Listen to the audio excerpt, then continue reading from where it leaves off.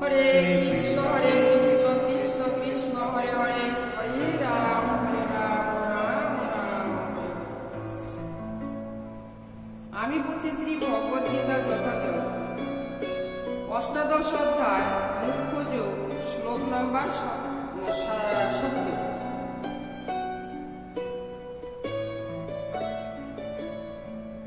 অযোধ্যাতয় চ ইবম ধর্মম সংবাদয় অবদ্ধয় জ্ঞানম যজ্ঞেন দৈনয় ইবম নিষ্ঠয় ইতি শ্যাম ইতি মমে মোহিতায়। গীতার গান। আমার এই উপদেশ যেবা বিচার করিবে, তারও জ্ঞান যজ্ঞে মোর উপাসনা হবে। অনুবাদ। তার যিনি আমাদের উভয়ে এই পবিত্র কথোপকথন অধ্যয়ন করবেন, তার সেই জ্ঞান যজ্ঞের দ্বারা আমি পূজিত হব, এই আমার যেন অভিমত। শ্লোক নাম্বার 71। শ্রদ্ধাবান সমস্ত্রায় সিনায়প্রিয় নরায় ও সপ্রিয় মুক্তায় শুভাম লোকালম লোকসমায় প্রাপ্যয়তয়ম পুণ্য কর্ময়াম কর্মকারিয়াম। গীতার গান।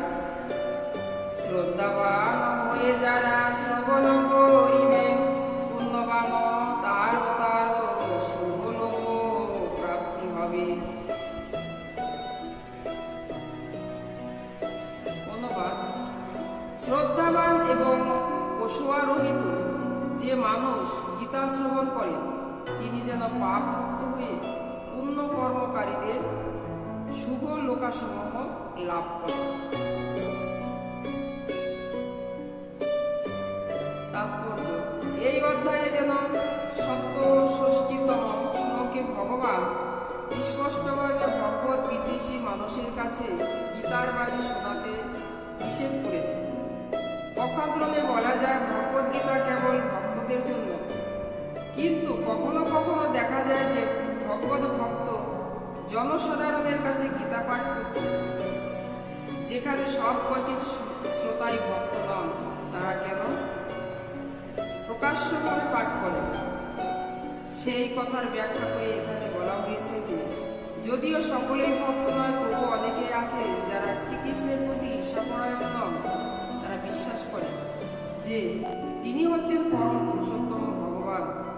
এই ধরনের মানুষেরা সাধু এবং বৈষ্ণবের কাছ থেকে ভগবানের কথা শ্রবণ করবার ফলে তৎক্ষণাৎ সমস্ত পাপ থেকে তিনি মুক্ত হন এবং তারপর যেখানে সমস্ত সাধু মহাত্মারা অবস্থান করেন, সেই লোক প্রাপ্ত হন। সুতরাং কেবল ভগবত গীতা শ্রবণ করবার ফলে এমনকি যে ব্যক্তি শুদ্ধ ভগবত ভক্তি লাভের প্রয়াসী হন, তিনি যেন পূর্ণ কর্মের ফল লাভ করেন। এইভাবেই ভগবানের শুদ্ধ ভক্ত সকলকে সমস্ত পাপ থেকে মুক্ত হওয়ার জন্য এবং ভগবত ভক্ত হওয়ার সুযোগ দান করেন। সাধারণত যারা পাপ মুক্ত, যারা পুণ্যবান, যেন তারাই সহজেই কৃষ্ণ ভাবামৃত গ্রহণ করেন। এবং এখানে যেন পূর্ণ কর্মাম শব্দটি যেন অত্যন্ত তাৎপর্যপূর্ণ। এর দ্বারা যেন বৈদিক সাহিত্য বর্ণিত অশ্বমেধ যজ্ঞের মতো মহাযজ্ঞ অনুষ্ঠানের উল্লেখ করা হয়েছে। যেমন যারা ভক্তিযোগ সাধন করে পূর্ণ অর্জন করেছেন কিন্তু শুদ্ধ নন, তারা যেভাবে ধ্রুব মহারাজ তত্ত্বাবধান করেছেন, সেই ধ্রুবলোক লাভ করেন।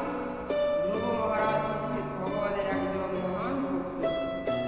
তিনি যে গ্রহে বাস করেন তাকে বলা হয় ধ্রুবলোক এবং ধ্রুব তারা।